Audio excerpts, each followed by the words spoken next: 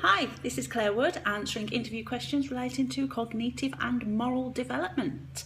Question 1 response. Piaget and Vygotsky are two of the most famous cognitive development theorists. Piaget recognised that cognitive development occurs over 4 stages. From birth to 2 years old, he called it the sensory motor stage, where a child's world develops all around their senses and their fine motor skills and gross motor skills. From 2 to 7 years, the pre-operational stage. This is the egocentric child, and really before they're able to process thoughts. 7 to 11 years, they have the concrete operational stage where a child really needs to see something needs to exist in concrete before they can understand it. And age 11 upwards, the formal operational stage when abstract thinking begins to occur. Now, Piaget believed that children create their own learning through exploration. His theory gave little consideration to culture or the input of teachers. It focused on schemata, mental cognitive structures that form through one's own experiences. Everyone's schemata are different, so every child will learn differently. Unlike Piaget, Vygotsky did believe that culture and teaching and society, as well as language, they're all key inputs. Now, he recognised the more knowledgeable other, that person who really scaffolds learning for a child, and he identified the zone of proximal development, which we'll cover a little bit further in a moment. Question 2 response. Two of the key moral development theorists are Kohlberg and Turiel. Kohlberg identified 3 different levels: pre-conventional, conventional and post-conventional, and within each he created 2 stages. The first stage in moral development for a child, it's driven by their need to be obedient or else they'll be punished. Secondly, they start to understand self-interest and they can bargain. Thirdly, they start to understand trust a little bit more and they can become loyal. And then stage 4, they are more concerned with society and society's norms. In stage 5, they start to understand morals and law a little bit more. In the highest stage, they have ethical principles, and they may even challenge laws, over morals being stronger than laws. And over these stages, moral development internalises. It goes from externally controlled behaviours to internally controlled behaviours.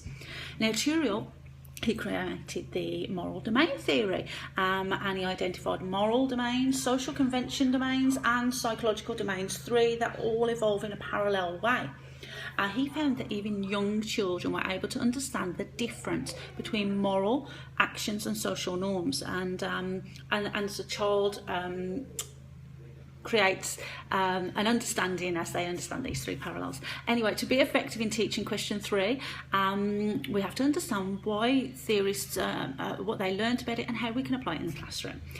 So Vygotsky's zone of proximal development points to the fact that in order to learn, the skill being taught must be pitched at that level, at which will develop the child further but without frustrating them. And teachers who fail to apply this concept may encounter behavioural issues if they're frustrating students because they're pitching the learning at too high or lower level. And now it's also recognised that moral development occurs in stages, so as not to have the wrong expectations of children. We have to take an active role in developing the children's moral understanding. It's not going to come completely natural to them, not everyone anyway. And in the classroom, we need to set rules and in order to have a good environment. Question 4 response, an example. Now, this is cognitive development theory. It's Piaget's theory about creating learning through exploration. Imagine a year 2 physical sciences lesson on push and pull effects. Children are going to adapt some toys and make them move more easily. Hands-on lesson, child-centred activity, more meaningful and interested learning, higher order thinking skills are engaged as students really explore, and that's how they create their cognitive development, through exploration. Now, when experimenting, the child's ideas should never be dismissed. We should build on the parts that are right. Question 5 response. One way to promote moral development in the classroom is through group games. A great idea. Kohlberg's moral development model, stage 3, talks about trust. And we could split the class into groups of 3.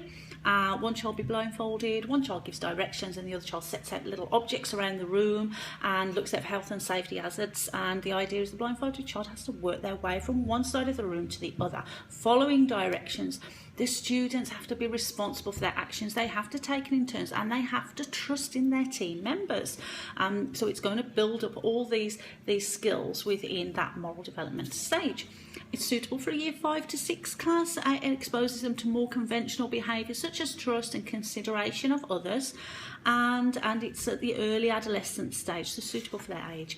And a group discussion at the end would be great to really promote that idea of the importance of trust. Thank you.